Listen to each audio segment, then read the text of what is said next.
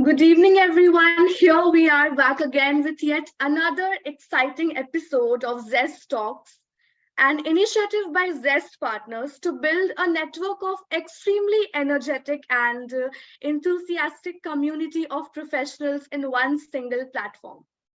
My name is Shruti Singh. I work as an executive search consultant for Zest Partners, and I will be your host for the next 1 hour as we dive into today's topic and explore the various aspects of it. So let's quickly get settled down and then we will start. Also, every month, as per our small ritual, we start our event with an ice-breaking session to connect better with our wonderful audience. So we shall start in a minute, and I urge everyone to please participate in the ice-breaking session. Okay, I hope you can see the poll now.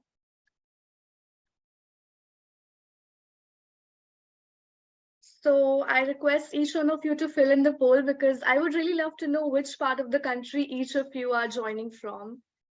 And I can see some replies coming in our way. By the way, I'm joining from Ranchi this time, which is my hometown. And herein, I can see people joining us from Bangalore. And we have people from Chennai.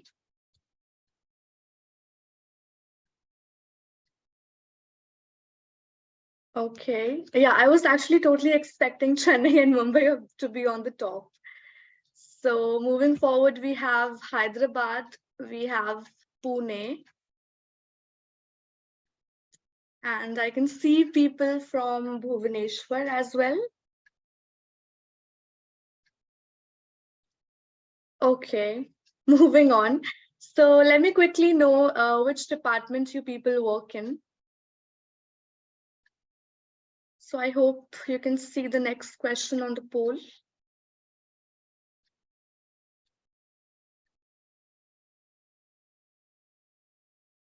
Yeah.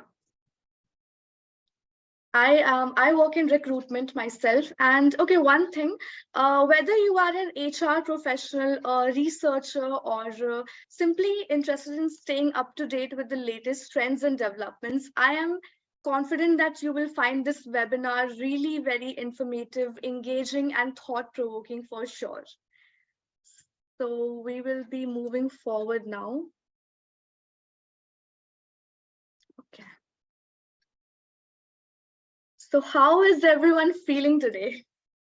I am feeling very excited and happy, and I am actually very hyped because very soon me and everyone will hear from renowned industry experts that we have today with us who will be sharing their insights and experiences and the best practices. So can't wait. And yeah, guys, just keep filling the poll. I really urge everyone to participate and make this successful. So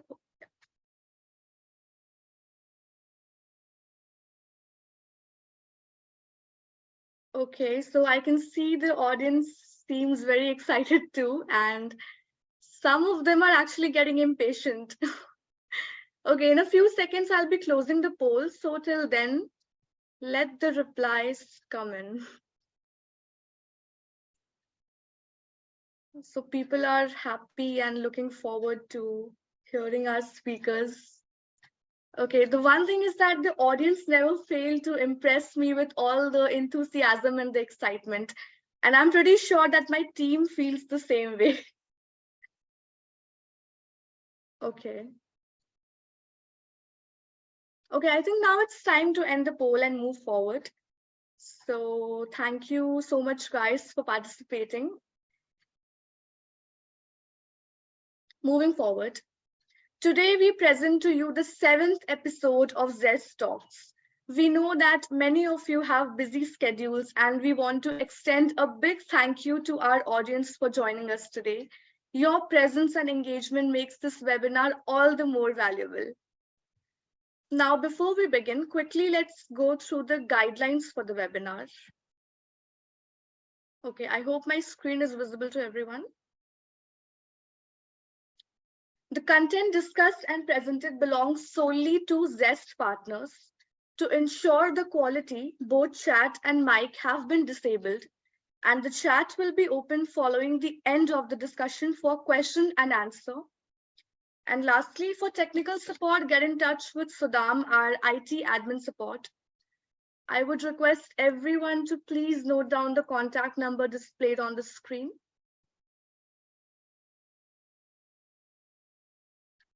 Okay, I hope you all have noted down the number for the future reference.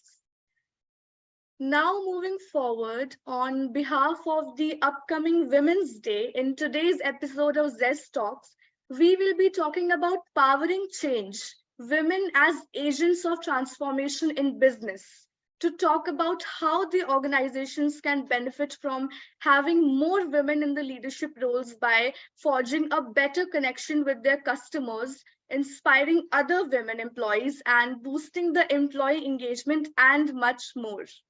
So without further ado, we will turn the time over to Shweta Singh, who is the Senior Manager Business Development at Zest Partners, and she will be presenting a sneak peek into an overview of Zest Partners for your understanding. Over to you, Shweta. Thank you, Shruti. Hi, everyone. Good evening. Shweta Singh here as Senior Manager Business Development representing Zest Partners from Zoin Group. It's a pleasure speaking with you all on this platform. Here, I would like to introduce Zest Partners, a strategic hiring solution provider by Zoin Group. We are pioneers in recruitment industry and standing tall for 18 glorious years. As a matter of fact, Zoin Group has close to 800 plus customers with 500 plus experienced associates who have successfully closed over 200 plus positions and 300 leadership roles in a span of only 5 years. Also, we are the most preferred hiring partners to a diverse clientele, ranging from startups to Fortune 500 companies. Moving on to the most important aspect of how Zest Partners is different from any other firm. Back then, hiring a leader or closing a strategic role takes close to 6 months or a year many times. Here in Zest Partners, we tend to lower that duration to 30 to 45 days, keeping accuracy in mind along with the speed. We aimed not to be any other recruitment company, but we would like to disrupt the traditional approach for existing traditional firms by being a new technology-driven service provider and by developing technologies in-house using artificial intelligence, making it cost-effective for our customers.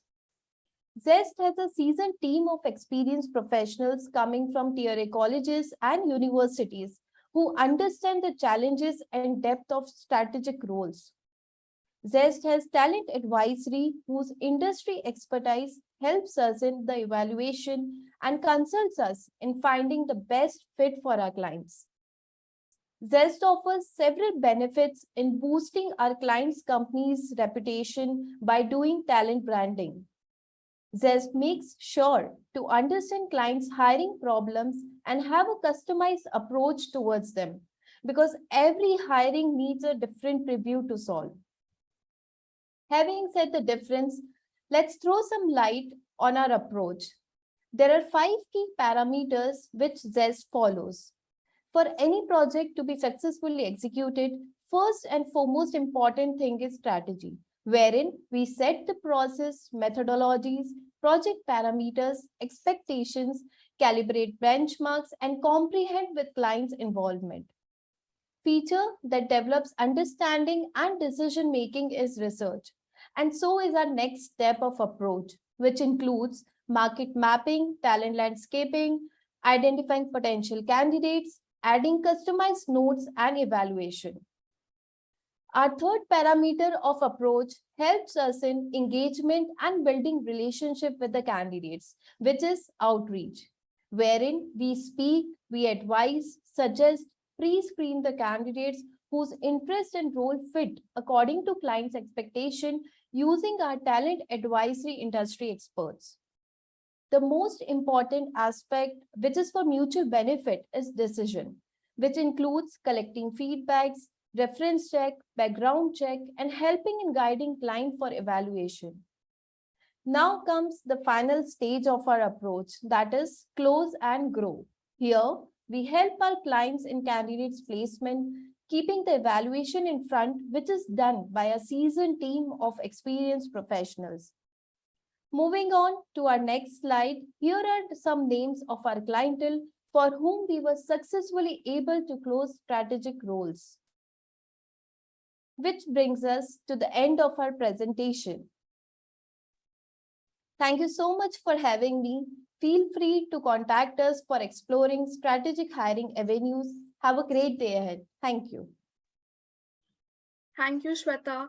And now let's put our wonderful speakers into the limelight.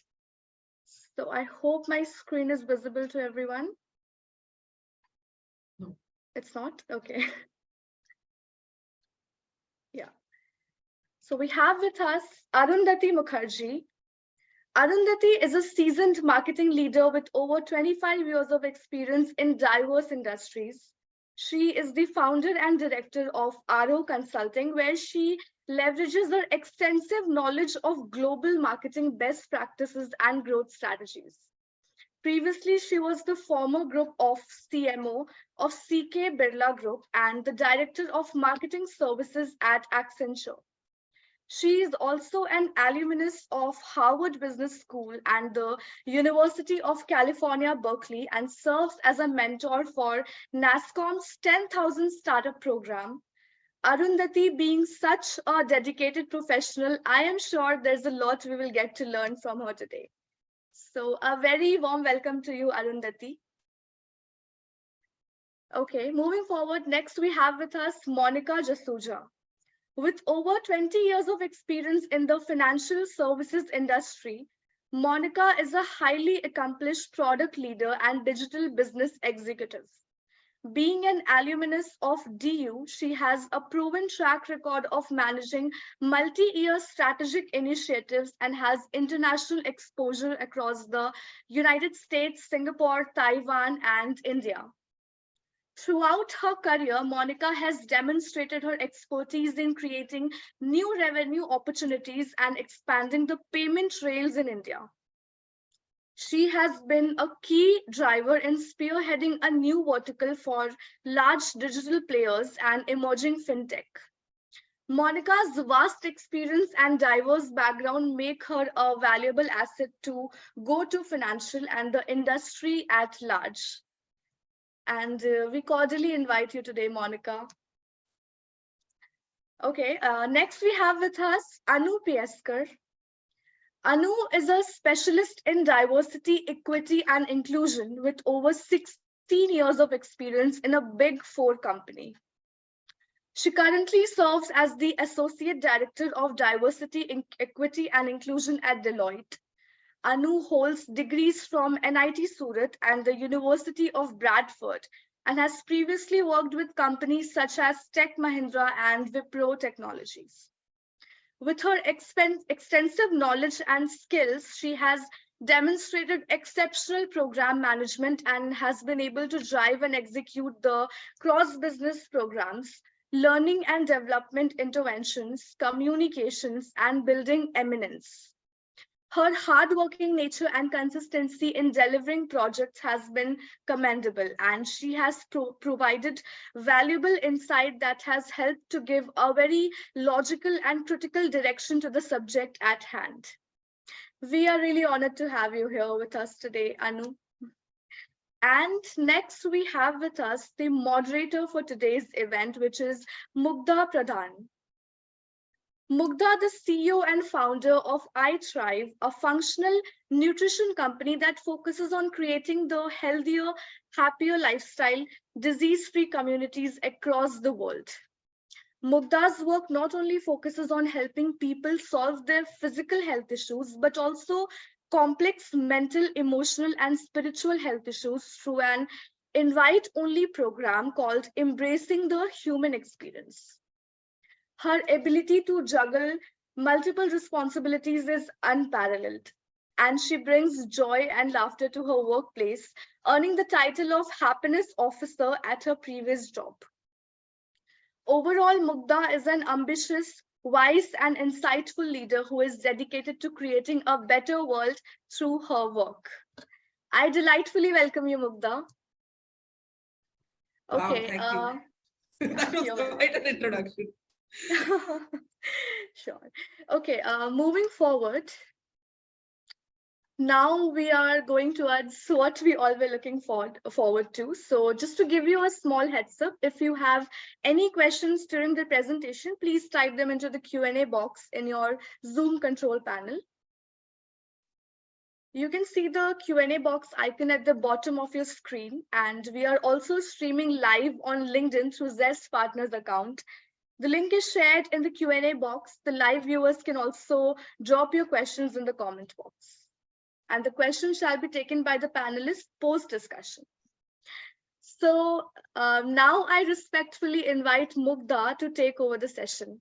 Over to you, Mugdha. Thank you so much, Shruti. I hope I can live up to the hype, but I am really, really honored to be here interviewing these beautiful, amazingly strong women. And like, I never get the idea of like Women's Day. Like every single day is a Women's Day, right? So I don't get it by 8th March as we picked, but it's good that on this occasion there are more and more events that bring us into the limelight. So I've been given like very, very strict timelines in terms of how much time I have to ask questions. I would want to have these conversations for the entire year if possible. But I'm going to get right to the meat. I have some questions to ask, and I'm really looking forward to the answers that emerge. So, Arundhati, I'm starting off with you. The question I have is, what impact do women have on the economy as entrepreneurs and business leaders, right? Like we speak about women's empowerment, we speak about all of that, but what's the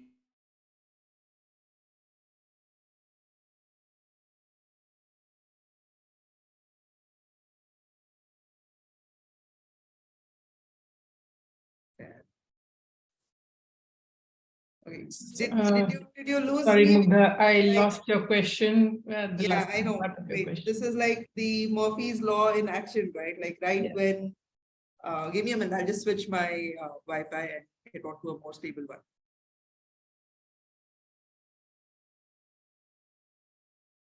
Yeah, so now we should, you didn't hear any part of my question, right?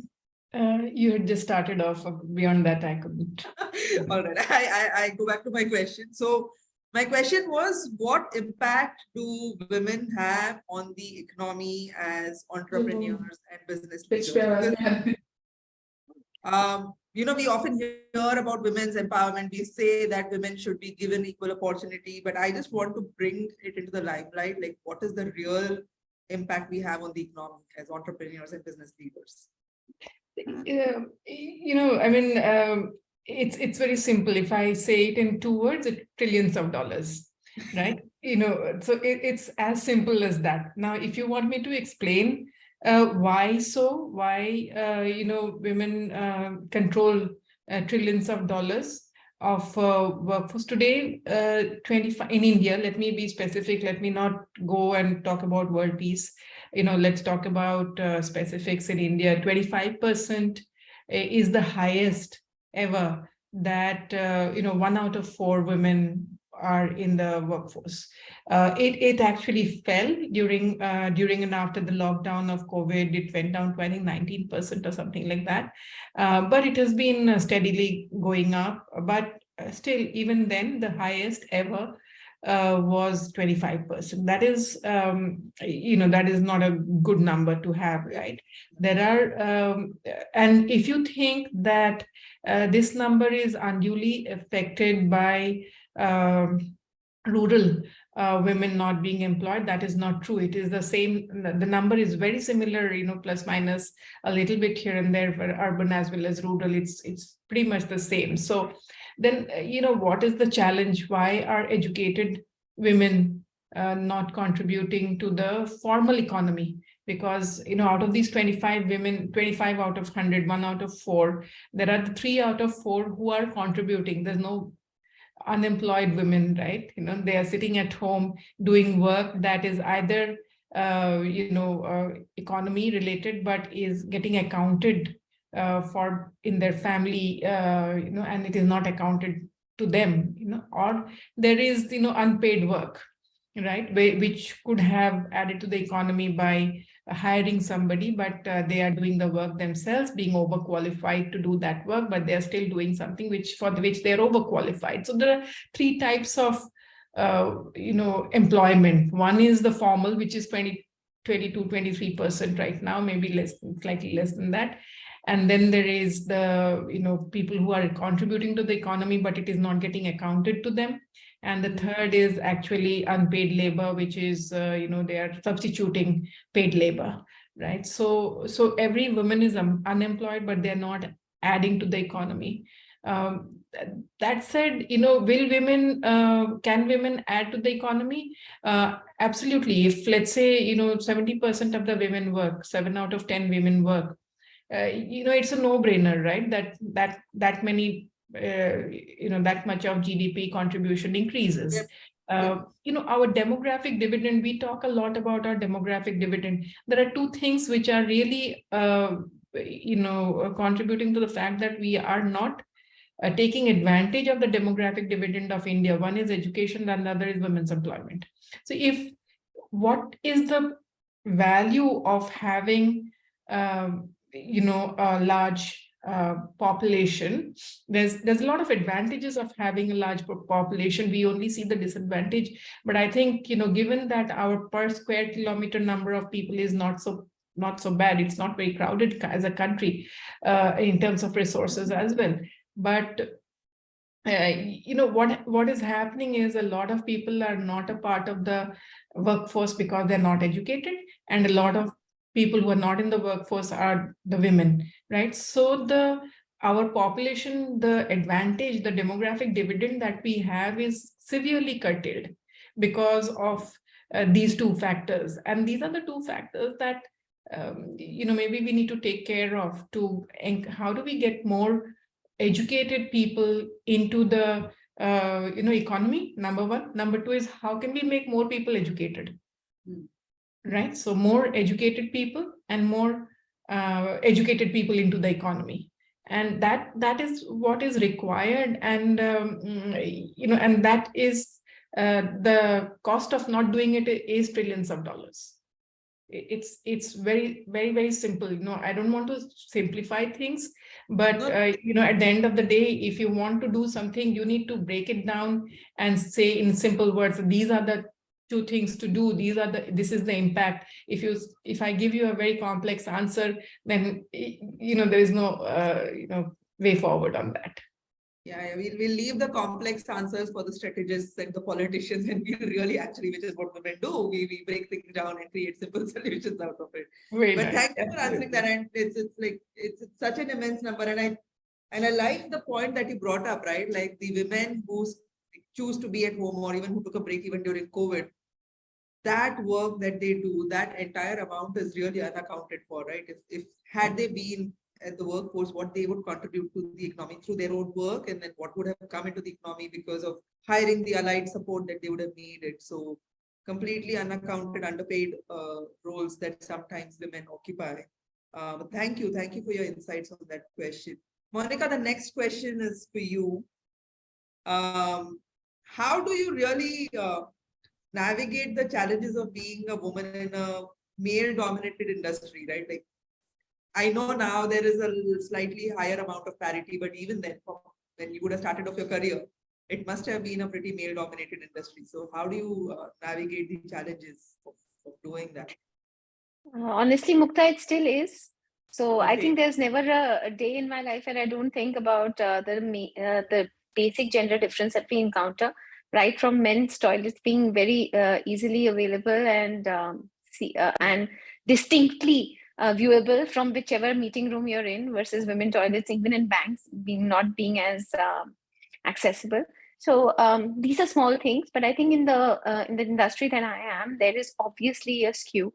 But there are a lot of organizations that are working very hard on creating a little bit of a lesser gap. I wouldn't say reducing the gap, but a lesser gap. The reason I say this is because I think we have to acknowledge the fact that there is a leaking pipeline of women at the workforce. And this leaking pipeline is not something that an industry can fix. It really is a bigger problem than we are willing to face up to, and probably also own up. The reason I say this is because a lot of the women who are actually contributing are capable of contributing are not formally employed. And those who are formally employed seem to have problems that actually, once they drop off, it's very difficult for them to come back.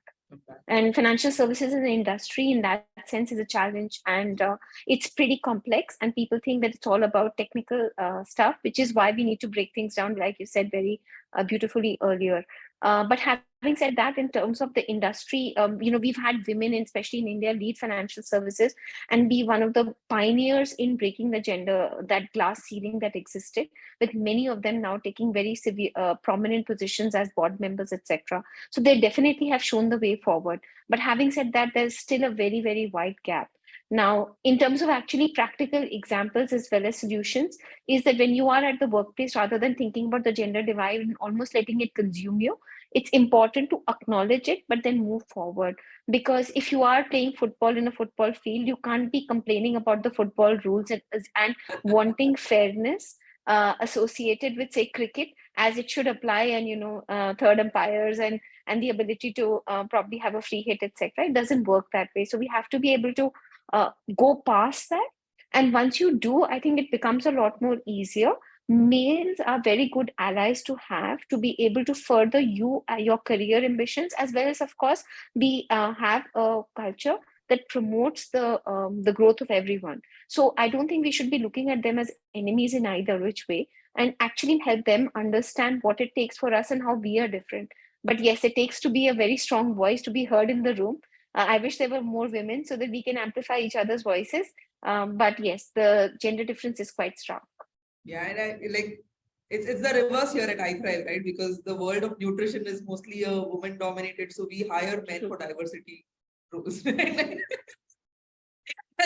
and they literally have to fight for their toilets and stuff. Like, we actually had a rebellion when the men said all the women have amazing toilets and we want good clean toilets for us.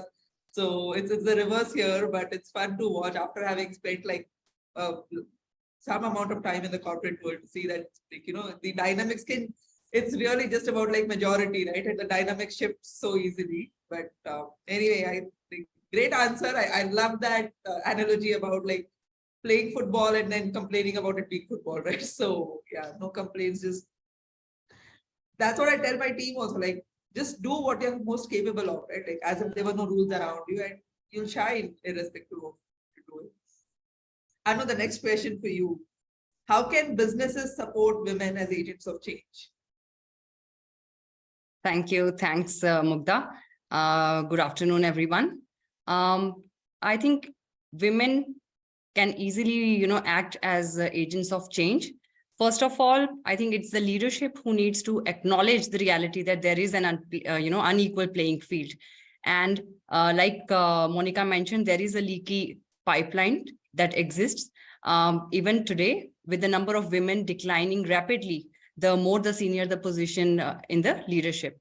So that acknowledgement from the leadership, I think that is the first and foremost act. Then going down to the root cause of why this exists, where most of the criteria, evaluation criteria, processes, everything from promotion are actually based on men's conditions for economic inclusion. So this perpetuates an environment where few women leaders can fit in, which is hardly conducive to encourage more and more women to take up those type of leadership roles. I think the second point could be to initiate this change, starting at the top, at the leadership position, where business leaders must probe the lens through which the decisions are made, right? And reinforce a culture that is inclusive and progressive and forward-thinking. Beyond high performance, I think they must also ask employees how they are actually arriving at those decisions, because of so many biases that already exist in the system, in the policies, and the mindset that we have. So do we need to actually change our frame through which we reach at the results? And even in the results driven businesses, they need to first focus on how they can actually first become people driven, apart from, outcomes and revenue and results, they will all follow. Beautiful answer. Yeah.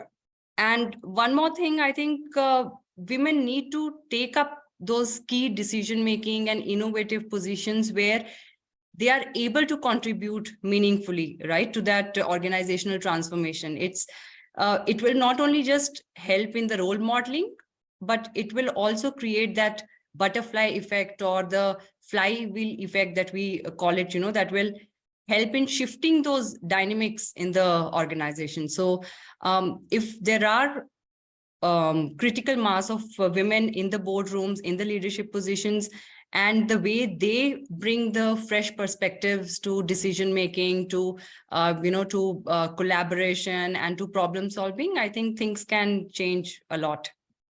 And the last aspect, right, the collaboration. So beautiful point, because what I've also noticed, like gradually there seems to be a intrinsic shift that's happening towards more of the, how businesses were run earlier, very, very competitive, aggressive, male-dominated models of working, right? Like, let's do it, let's just do it kind of a thing. And people are now realizing that leads to burnout. Like, no one can really do it so long, right? Yeah. Like, you need to just relax for some time. So I think what you said, like getting a critical mass of women more in the boardroom, and then, just having that nuance of collaboration, of understanding that we're humans first, people first before results, and then accessing that. And I think women have that natural ability to just problem solving and innovation and problem solving, not just from like the oh, here is a nail and let's take a hammer and this thing, like consider the wall and like, will this damage the wall and will there be cracks, like that ability that women have, right? Like just looking at the whole picture, 360-degree view. I think that's something that is coming, that's permeating in the industry. But yeah, I think that's really great. Like if businesses itself kind of, they started honoring the wisdom that women have and they started bringing that would really create a lot of change. Another thing, coming back to you. So how do women's unique, because we just spoke about this, right? Like how women could make some change in businesses, but how do women's unique perspectives and leadership styles contribute to innovation and creativity in business? You're on mute. See, as women, I think we have wider range of experiences. I keep saying to my team that, some people proudly come and say, ki, "Meko to sirf Maggi banana aata hai." I said, women who were cooking have learned to sit in the boardrooms. You better start learning to cook. It's demeaning to yourself when you say that meko sirf Maggi banana aata hai, meko chai banana aata hai. How silly is that? Women who were sitting at home and cooking have actually come into high profile, in the same. So the evolution of women have been so much more faster than men. Why? Because women enjoy more experiences. Women, I think, are, there's some, wiring that is done differently, where women enjoy more experiences. Women enjoy traveling. Women enjoy different types of music. And there, I'm not saying that's a standard. I'm not trying to get into a generalization again, because that is what we are trying to avoid here. That you don't want to say that men do this, women do this, but because we are multitasking all the time, because we are experiencing more, therefore, we need to be able to, demand that men do the same. But therefore, it also is natural for us to think of two things more when making a decision. And those two things make a lot of difference. We are, we think of the same 4 things before we take a decision, but maybe we are adding 2 more things. And that is what is making our decision so different from what men who have not taken on so many multitasking opportunities, or having gone through multiple, experiences in life. And maybe that is the reason why a lot of men, I won't say all the men, I would say a lot of men are therefore, thinking of 4 parameters, whereas women are thinking 6 parameters while taking a decision. And that is what is making a bigger difference in the way women, take a call. If you see, I'm sure most organizations, large organizations are doing it, but if you see leadership scores today, in the senior management surveys that are done, the women are acing it, whereas the top 3 leadership scores or the top 5 leadership scores almost always are going to the women, right? So the team appreciates women more, and the team is not saying that, oh, she's like my mom and she does so many things for gets good food or something like that. They are saying that I progress more, I do fun work with them, I do interesting work with them, I grow my professionally, I am growing, so these are the kind of things that are there in the leadership survey, right? And yet you will see that very, very male oriented thoughts. If you see a leadership survey that I used to go through all the time, I'm sure everybody does go through it, they're very professional, and yet women are acing it. The top 5 leadership scores belong to the women. So obviously they're doing something right for the organization, for the people that they work with, for them to be called the better leaders. But yeah, see, all organizations, my challenge is that you see the boards of the organizations, there's a SEBI mandates that there should be 1 independent director. And I bet you, I've not done the research, but I've seen a lot of organizations. I bet you, excepting the top few organizations, there's a 1 mandatory women required, there's 1 mandatory woman there. All the other members are men, right? And there are many meetings that I have been where there were 15 black and white suited men, and I was wearing a colorful sari with a bindi and etc. So I've always said that let's look for more color, because women, including the dress, they're more open. Wahin par white or blue shirt, abhi koi pink pehante, and if somebody wears a pink shirt, it's a statement they're making. But these are the things that I think we should look for, and people who are experiencing more, men who are experiencing more, or women who generally experience more, are more required in the in the corporate sector, in the boards, and because they just think 2 more parameters, and any decision that is taken on the basis of 5 parameters is better than decision taken on the basis of 2 parameters. Amazing. So, to that point of the motherly thing, I think women are inherently wired to be more nurturing, right? Like it's there, it's in our genetics itself. I had seen this like really short clip on Instagram or one of the social media channels. Like they put a group of boys and a group of girls and I think these were like just preteens. So no hormones, nothing there, right? And then they just put like boys together and the girls together. And I think they were there for a week or a little less duration, but within that much time, the boys got like full Lord of the Rings mode, right? Anarchy, fights, breaking down furniture, everything. And the girls, right? The group of girls, they didn't know each other, but they eventually started braiding each other's hair. They made a cake. One girl was missing a mom and crying, so everybody else came and consoled her. These are little girls, right? So inherently we are designed to really take care of each other, and that ability to nurture, I think, is what comes up. So even when they're being measured on these very, very let's say like competitive markers, it's that ability to nurture and care that really takes them ahead beyond just like looking at numbers and results. And I think that's something that innately we are blessed with.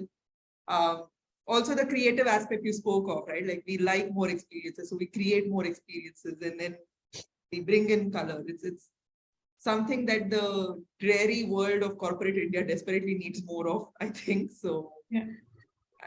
Great going if you're wearing colorful saris and bindis in the meetings. This place, like it's driven by feminine energy. So here we like sometimes like have full crying breakdowns and then consoling each other. So the men see it's okay to actually express emotions, and then sometimes there are 2 tiny tears in the corner and they'll just quickly wipe off before somebody sees. So it's interesting to see how the dynamics keep changing when the quorum of the gender is different. So I want Monica, to add, Mugdha, I want to add one more point to what Arundhati said.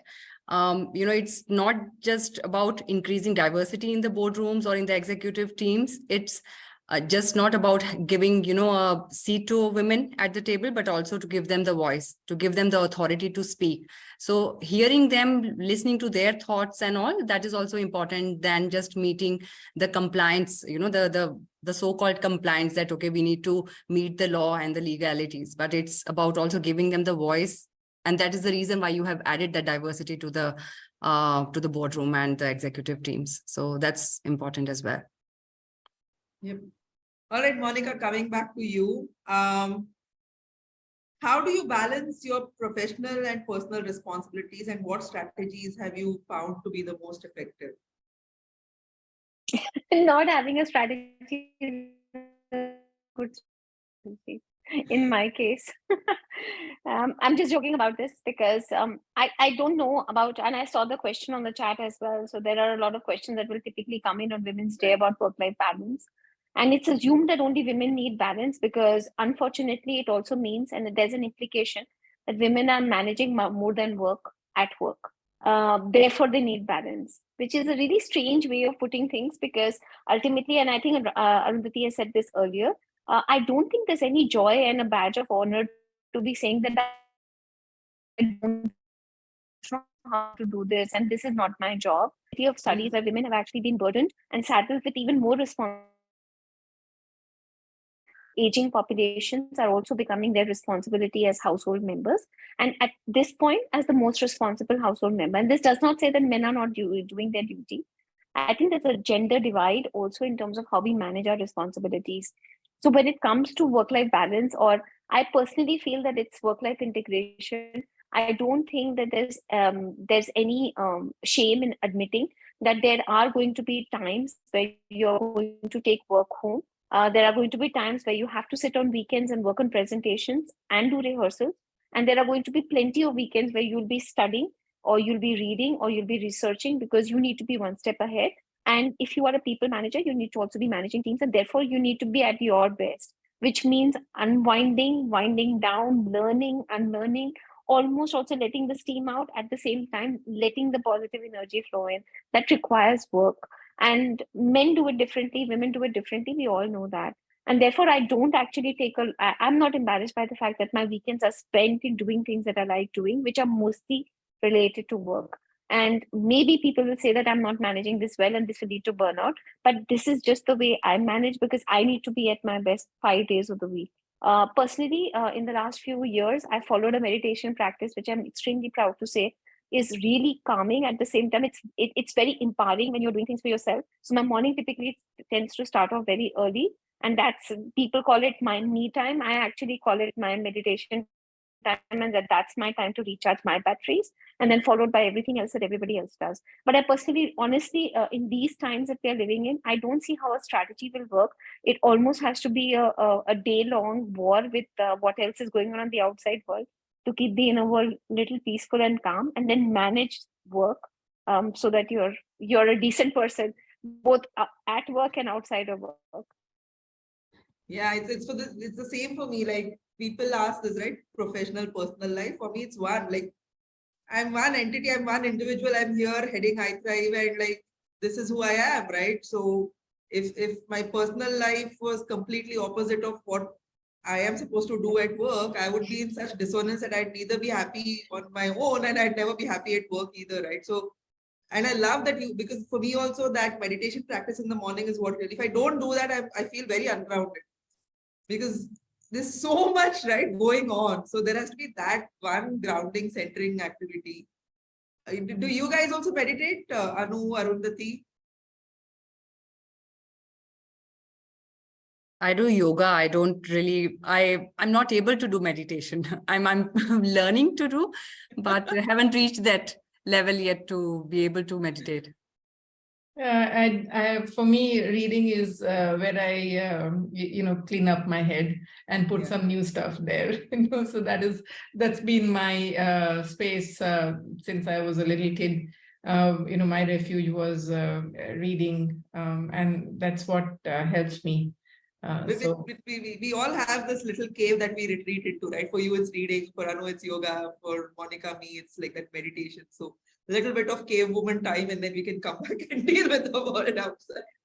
Otherwise, we'll come in the clubs only directly. But all right. Anu, I think we have time for one more round of questions. So I'm coming back to you, Anu. And this is an important question, right? So what role do mentors and networks play in the success of women entrepreneurs? Okay.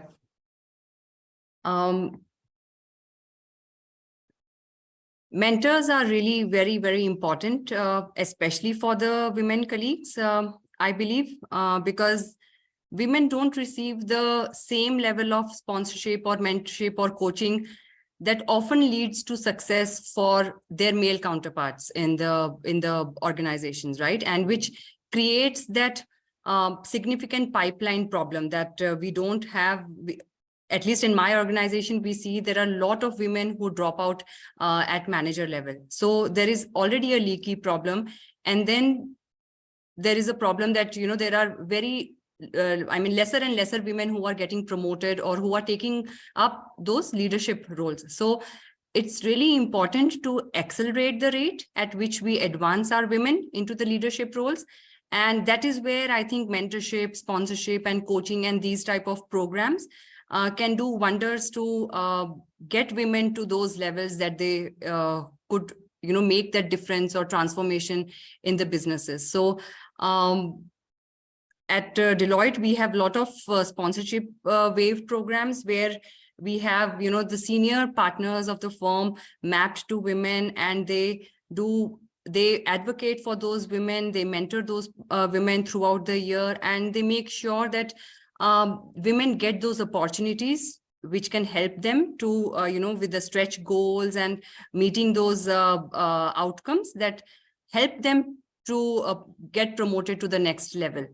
So, and it's also not only just about providing opportunities, but also creating those connects within the organization, those, influence, because the sponsors and the mentors are in a position of influence, and they can use that influence and power to give that extra nudge, or, the extra opportunities and the influence that they need in the career to go to the next level. So I think these mentorship programs or sponsorship programs are really, really extremely important for women, for the success of women, and to climb the leadership roles, to climb to the leadership and executive roles. So there's a structured program at Deloitte, is it? Where Yeah. That's pretty interesting. I think a lot of organizations do that, and it's really important for accelerating otherwise anyways, women will also get promoted and, climb the ladder, but it's more about accelerating their career path so that they get to the leadership positions faster in their career compared to the way men would do. Super, great. Arundhati, I'm coming back to you before I go to Monica, but I wanted an answer to this, right? What role can governments play in breaking the glass ceiling to promote women leadership? Because, government programs are there, they have all of this girl child initiative and everything, but there seems to be a big lag between what the government does on the ground level versus what's really required at the corporate business glass ceiling level, right? So what role can governments play in breaking the glass ceiling to promote women's leadership? You're muted. So, there are a couple of things to this. One is, how is the government behaving themselves? If I'm going to put together a rule for everybody else to follow, am I following it or not? Yeah, so that is the first thing to check. The government is actually speaking, I have never done the data around this, but IAS officers, you see women at very senior positions as IAS officers, like the UPSC itself is headed by a woman. Mishra. So UPSC is headed by women for the senior bureaucrat for the last women female bureaucrat for the last 2-3 years. So the government itself, in my opinion, in my this is anecdotal. I don't have data like I had for the other thing. I don't have data, but when I go and as a part of my working with MSMEs, I have done a lot of advocacy work with the government, and I go and I meet women IAS officers at the senior levels, at the MD, they had the corporations that they set up and they put IAS officers on deputation. A lot of them are women. So they're not doing too badly themselves, at the IAS leadership level. I mean, the IAS officers, of course, are high quality women, and therefore they are able to put them in senior positions. Now, in terms of, putting, encouraging industry to do it, why does the industry need to be encouraged? Why can't they do it themselves? Is a question that I, danda lagakar, do you want to get everything done through a danda ki? I mean, look at this law which says that one independent director has to be a woman. Half the, maybe more than half of them are women who have no contribution or who have no role to play. They're just figureheads, right? Ki Yes. banana tha, bana diya. Of course, there are large organizations. Compliance ke liye check box women there. Check box, tick kar rahe hain. So industry, I'm sorry to take this question away from the government. But No, but I mean, that's cool. I just that was a question. I feel that, in terms of putting women in leadership positions, the government is not doing a very bad job. The industry probably needs to do a better job in putting women at the other way to look at it is that women also need to put up their hands and say, I am ready for the industry leadership position. Are women doing it enough? One of the things that, I would say is a big problem is the not investing in house help. One of the biggest decisions that I took ever in my, my husband and I ever took was that we won't be worried about, a strong house help looking after my kids' physical requirements, the mental requirements, and we still need to come and talk to them and, listen to them, listen to their stories and things like that. But, khana, pina, sona, these things were taken care of by somebody extremely strong. And because, sometimes I have told my husband that the reason I smile is not because of you, but because of her. So if you're seeing me smile, it's not because you made me extremely happy, but, she made me very happy. So he said that it's probably the same. We can talk to each other. We can have some time with each other. We, the kids, we don't, I have never considered my kids a burden for me. I have, I've seen so many mothers who stay at home mothers who say that, मैं यहाँ पर थी, बच्चे होने के बाद मैंने नौकरी छोड़ दिया, मैं आज तक यहाँ तक पहुँच जाती. There's a regret. I am so fortunate. I feel so fortunate that for me, my kids have added so much value to my life. So much value to my life. I don't know where I would have got that kind of value. I'm extremely happy that I have 2 kids and I need to run around, do stuff for them, and, listen to them, etc., etc. So that's been a huge value add to my life. And I have never felt that because of my kids, I couldn't do something like this. So women also need to, put their hands up and say, I've sorted my life out. I'm very happy with my stuff at home. And I put my hand up and you know what? I can take leadership roles and I will have the bandwidth, mental bandwidth to handle these roles. So that is also there. But I still feel that whether it is women or men or, leaders in the industry, I still feel that the industry needs to do more. Government, as far as I see it, not... I see a lot of IAS officers and, IAS officers who are adding a lot of value, but do I see equal number of board members, women board members adding a lot of value? I would say that it's lopsided. I think the government is doing a better job. All right, excellent. I have an anecdote to add to your, the smile story, right? So long ago, this was 20 13 or so, we were in Bangalore. My ex-husband, my daughter and he and I were in Bangalore, and he got a job in Bombay. So I had taken a maternity break anyway, and I was going to go back and work with Flipkart because they told me I could come back whenever I was ready. And then he got this job in Bombay, right? So I moved with him, and then I was losing my head, like just being at home, and because she was older and like I wanted to now work. And then the nanny we had in Bangalore told me that she would come and work for us if we were in Pune, but her parents wouldn't let her come and work in Big Bad Mumbai. So I told him I'm moving to Pune because she's gonna come to Pune. You can work in Bombay. And I swear to you, I made that decision. Maybe that's why he's my husband now. But anyway, so I moved because it was important for me to show up for myself without compromising the kind of care that my daughter needed. And it was a good decision in the end, right? Because when I showed up at work and did what my mind was capable of, and then came back home, my daughter really got the best of me. Not like the cranky woman who was frustrated. So that's why I said I get it. I get what you're talking about when women have this regret filled inside them that like, oh, I wish I could have done this and that. But yeah, for me, like I chose the nanny over him.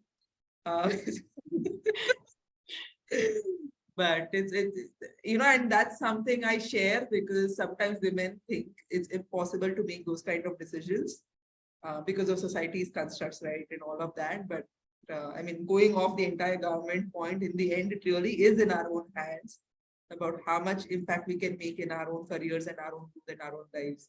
So, Monica, coming back, I think we have like just your question, and then the Zest guys will be like time up. But for me, I also, because Anu spoke of the initiatives that are there at Deloitte, I wanted to know if you could discuss any initiatives or programs that you have implemented to support women in your organization or your industry. So there are two of them that I would definitely talk about. One is typically women in technology programs that have been really successful. This helps with matching mentors to mentees. So mentees in the organization can look forward to being mentored by senior women in leadership and obviously role models for them who are working in the same environment. Therefore, they are able to not only provide the needed help in terms of career decisions, being able to manage, say, politics, etc., else at work because they're in the same environment, but also provide an area where it's a safe space. At the same time, there is probably an opportunity to sponsor other women specifically within the same workplace. And I think that's a very, very critical element. And I know that Anu mentioned earlier about mentoring. Arundhati has also mentioned that. But I think it's very, very important that women go beyond finding mentors. Boys have a boys club, and I wish women were to find more sponsors who can go beyond seeing the gender and see them for the opportunities that are there and match them. And this is regardless of gender, again, because women are restricted by what they can versus what they cannot do, including networking, because they have plenty on their plates. I think it's important to find those sponsors. So I think in that sense, a women in technology or even a women lean in circle, which has become very common, it has been something that most companies have put their money and might behind. The second, which I personally feel very passionate about, is a Girls in Tech program or a Girls for Tech. I think one of the all the researchers across the world, specifically for younger girls, have shown that they don't have role models. In fact, they don't know when they're asked about who their favorite scientist is or industry leader is, who is not typically a typical industry, for example, a doctor and engineer. They don't know how to identify women role models because they don't have any. So I think it's up to us to also make them understand that technology careers are not just for men, and having more of a top of the funnel as far as girls are concerned will lead to a better bottom of the funnel when it comes to women in leadership. And I think that's the one area where I feel that we need to put in all our efforts, both as mothers, as a generation of leaders who will be passing the baton on to others, to inspire a set of women, set of girls who are able to then take up tech careers. And by the way, when I say tech, I don't mean only engineering. And of course, I'm sure that we are much beyond engineering as tech and tech as engineering. What I'm really trying to say is that women who are willing to invest in long-term careers, which are going beyond the male-dominated ones, And I think that's where I would, these two programs are definitely something that I feel they have been established as frameworks. Many companies are putting their might behind it. I don't think we need government intervention. We just need strong leadership to continue to push that this becomes a norm and it doesn't fall off as a DEI initiative that we bring up every Women's Day. Absolutely. All right. I just have like one last question, which can be like a rapid fire answer for all of you. But what advice would you give to young women who are aspiring to become leaders in their field? Starting with you, Anu, what advice would you give? Just a quick thing to wrap up this conversation. I think we don't need to live with the historical discrimination and stereotypes and, inequalities. We need to move above, beyond these, and have the confidence to speak, have that executive presence, and just show that we can be anything and we can do everything. Nice. What about you, Thank you. Monica? What's the advice you'd give? I would just say that women can do anything that they want, but always remember and acknowledge that rather than trying to be like a man, be a woman, but always know what men can be thinking. So always be thinking like a man. I think that provides a unique USP that can keep you going forward, especially at work. Yeah. And what about you, Arundhati? Yeah, I think that women need to put their hand up and say that I'm ready for this. No, one thing that women do is over-analyze. Half the men out there don't know how to do it, and they're saying, I can do it. So they get the job and they figure out how to do it. That's how we grow always. If you knew how to do it and you do it, then you're doing that the third time, right? So no point. So you just say it. There are a lot of people out there, a lot of men out there are, putting their hands up when they don't have a clue how to do it. They just know that they'll wing it. And that is something that women think hundreds of times. And in all that thinking, the opportunity passes by. That is one thing that I think women should put their hand up and take it, take control of their own destiny, and say that, not compromise in terms of money. I will give you a great career, just that my budgets are not there. So if you valued this, you would give me the money that I deserve, and say no to some of those things where people try to, get into your emotional part and say, great opportunity, but no budgets, great work, but no budgets to give you the kind of money. How many of you, like just before we wrap up, how many of you heard that, like, this is like, just do it for the role and do it for the opportunity, but like, don't think about the money? Have you heard that in your career? I mean, it's very common. I think men also may be hearing that. I'm not sure, but definitely, I have seen that. It's for the role. It's we have it's a critical role. It's very important. It's very important to the company. But you know what? We don't have money to invest into that role. So those are the things that you need to avoid, and you need to wing it a bit, not overanalyze and think कि मैं कर सकती हूँ नहीं कर सकती हूँ. आपके पास offer आया है boss के पास है, means boss thinks that you can do it. So just take it on and do it. And half the time people don't know how to. That's how you grow. That's how you grow, by doing things that is not that you have not done 3 times earlier. So my suggestion to women would be, don't depend on your boss to show you the path, or boss to give you that in a plate and come and say, here, take the promotion, here, take that great job. Say that I want to do that. There's a job out there, there's a tough job, you are struggling with it, I'll do it for you.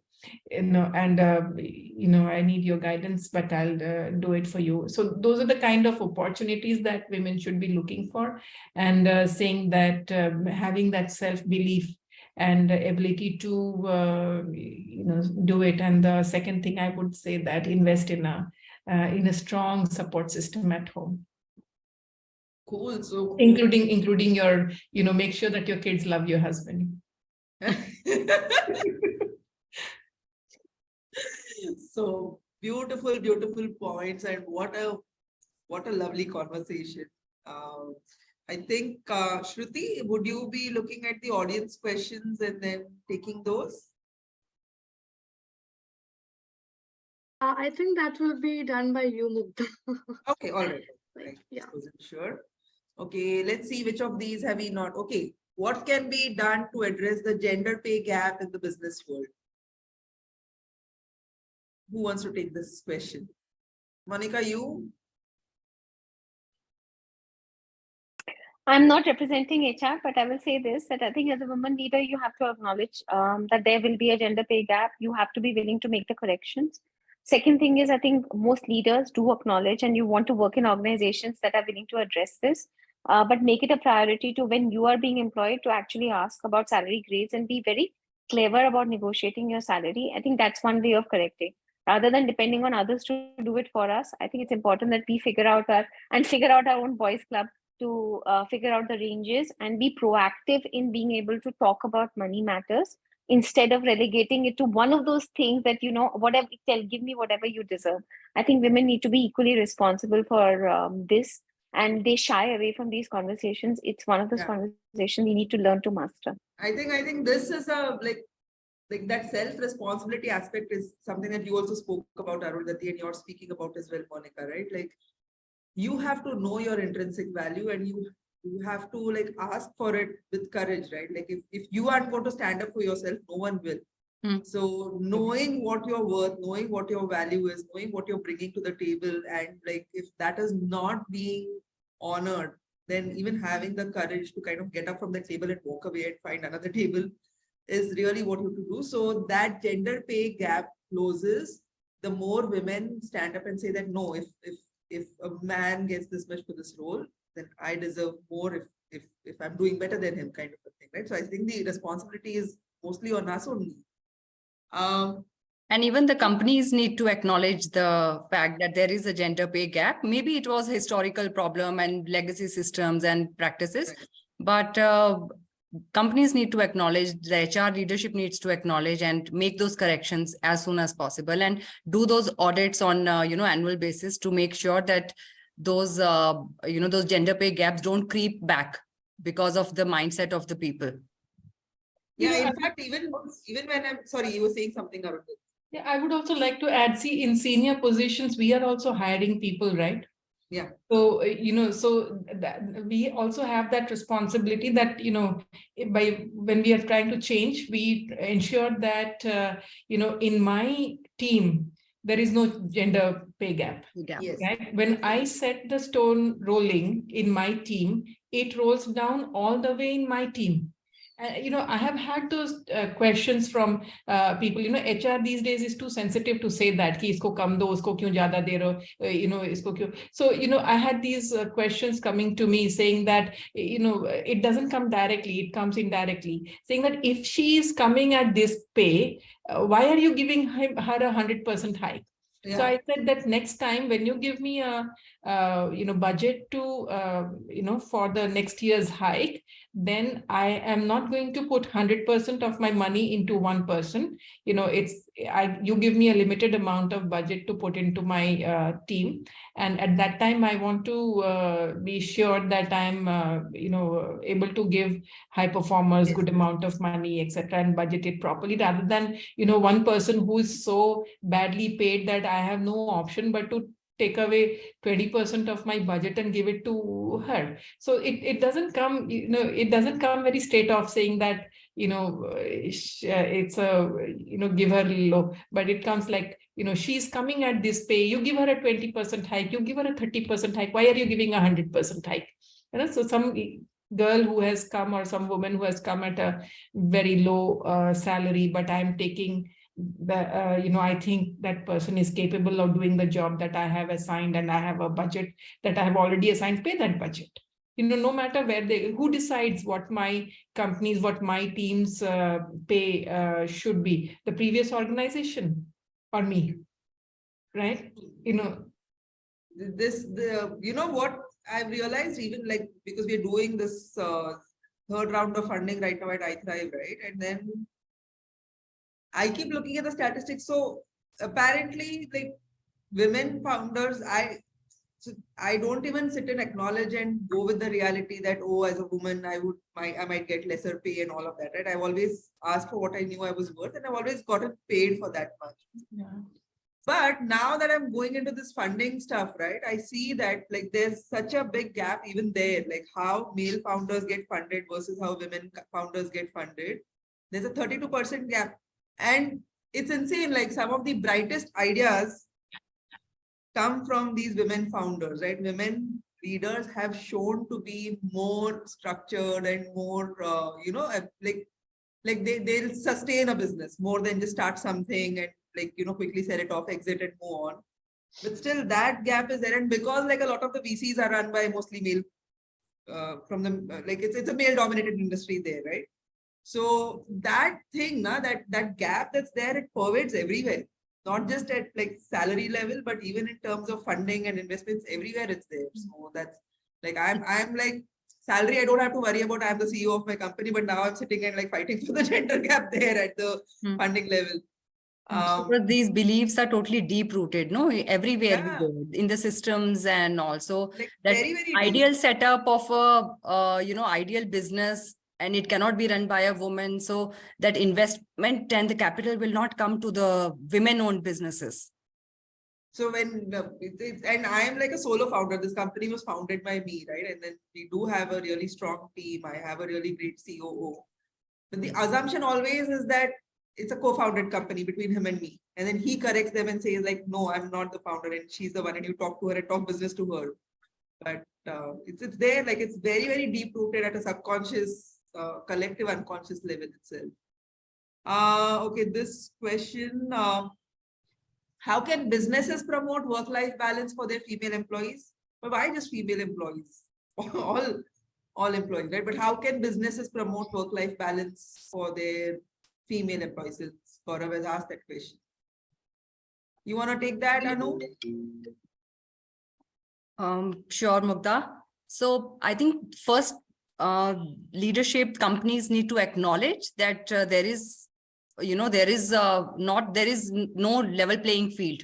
So once we acknowledge that the work done by women at home or in offices, or it's different, and the operational performance that is required is different, then automatically the policies, the practices will evolve, where the work-life balance or the policies around work-life balance will come forward. So whether it is flexibility policy or part-time policies or sabbaticals, you name it. So all those will be created once you acknowledge the fact that the work-life balance is required, right? It is so that people are not burned out. Especially at the time of COVID, we have noticed that there was so much burnout, so much depression among people, and so many mental health problems. So work-life balance is, especially now in Gen Zs, it is the prerequisite before even taking up any job, that they want their work-life balance, and they will not negotiate on that. That's a non-negotiable. So it's a must. All right. I think that's a fair point, that without a work-life balance, there is eventually there'll be nothing left, right? Neither life nor work. Okay, this is the last question, and then we'll call it a day. But when a woman is restarting her career, does she have to go back on her previous CTC only, as she has the gap and is lacking the current market, or can she ask for more CTC? Anu, I'll come back to you because you represent like HR here in the panel. But I think it depends. If you were, even though you have taken a break, but still if you have managed to upskill yourself, and even at that time when you are not working, you would have some experience of doing, managing something or the other. So you can definitely show that as your experience, and try to upskill even if you have taken a break, and show that. And if you are being hired at a same level, but because the market has moved in those many years, do some research, and then of course then go back and negotiate the your salary compensation. Yeah, I would say like ask for whatever the market is paying. Market is paying, yeah. My friend, she had like college friend, she had taken a break when she had a baby as well, right? And then she went back to looking for work, same thing happened. Like people were offering her lower roles and lower pay scales, and then she was like, "I had a baby. I didn't have a lobotomy, right? Like my brain is still intact. Nothing Yeah. happened to my brain. I just had a baby. That's it, right? So why should I be treated unfairly and like new skills got added on instead of like me diminishing, right? So I think just go back and ask for whatever the market is paying. Obviously, that comes with the caveat that you were good at your job and you will be good at your job, and that's when you can really demand. But that's knowing your worth, that's knowing your value. Yeah. Anything to add there, Arundhati or Monica?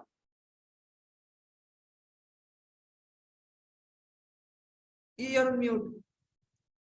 I feel that if you have taken a break and you have not done anything like what Anu was saying, that you have not upskilled yourself or can't show that the experience is going to be valuable to the because having a baby is an experience in itself, and having you should be able to present it in a way that said that this experience will be valuable to the company. Or I did this during that break. Let's say you didn't have a baby, you took a break for something else, and you say that this is what I did during that break, and this is how it is going to add value to the company more than what I used to when I was in the workforce.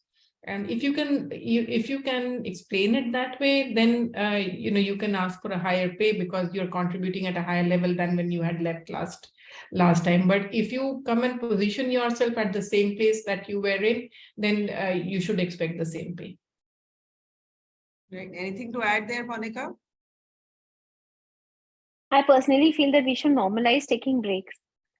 Whether it's maternity break, mental break, physical break, I don't know, senior citizen care break, any kind of break. I think it's becoming a little bit of unfortunately, one of those things that keeps lagging women behind, which is, and typically a sword hanging over their head, which is maternity break.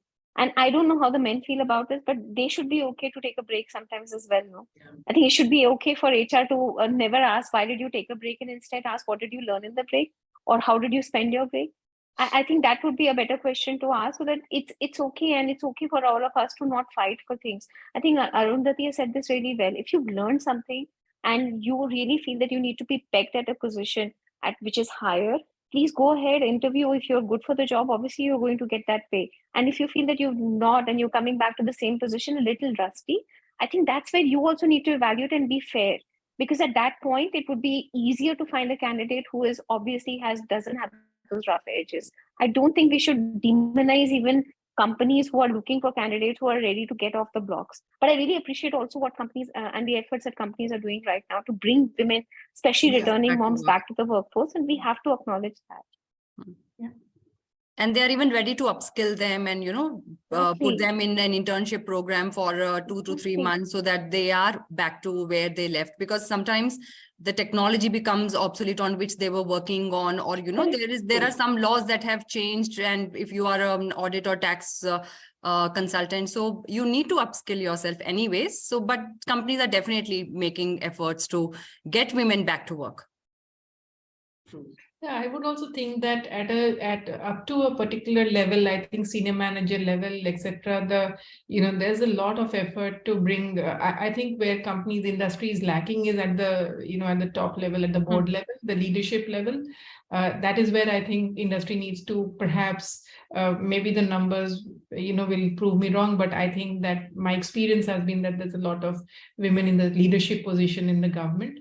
Over the last 10-15 years, more than that, I have seen a lot of women. We have had women prime ministers, women finance ministers, women, head of women secretaries in the union government. So you have seen, even today, SAIL, what can be more male oriented than steel industry? It's headed by a woman, right? The MD of SAIL is a woman. So, so the government is not doing a bad job at the leadership level. The corporates the industry is not doing a bad job at the senior manager and below level. I think there's a lot of effort where I think we need to look at more women is at the leadership level, at the board level, and the leadership that becomes a totally black and white kind of a room. All right, I think we've had quite a long overdue conversation, and I think I had some really great insights coming through this conversation. Shruti, I'm handing it over to you. Thank you, Mugdha. A wonderful session, ladies. And as we come to the end of this webinar, I want to express our appreciation to our panelists and speakers for sharing their knowledge and experience and insights with us. I would also want to thank my team who worked so hard in the back end in making this event possible. And we encourage you to continue exploring this topic and to engage with your peers and colleagues to share your learnings and insights more and more. We'll be sharing a feedback link post this webinar. So we're more than happy to take any valuable suggestions for improvements. And finally, before we sign off, we want to remind you to keep an eye out for the future events as well. We are committed to providing our audience with high quality content and learning opportunities, and we look forward to seeing you again soon in another episode of Zest Talks. So till then, goodbye and see you next month. Thank you. All right. Thank you so much. Thanks a lot. Thank you, everyone. Thank you so much for joining. Bye-bye. Bye-bye.